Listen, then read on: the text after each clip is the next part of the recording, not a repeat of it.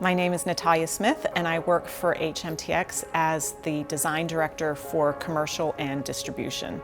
And today we're going to talk about the refreshed Woodgrain collection within Déjà. So hopefully the designers will be really excited to see the refreshed colors and the new patterns because it really speaks to the trends that we have been seeing and that we are seeing out in the marketplace.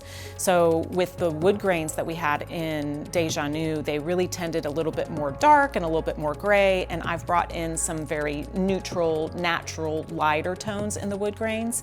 And then of course adding in a walnut that we never had before brings in another level of sophistication that they can choose from.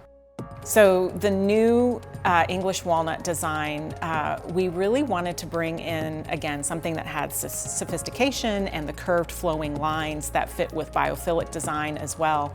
But we also wanted the colors to fit in with the color trend of dark and moody. So we are seeing spaces that are darker to bring in more comfort, more heads down concentration within corporate environments. And the English walnut is really good for that one. And with the oaks, the existing oaks, really the goal was to bring in lighter, neutral colors that were missing in the portfolio.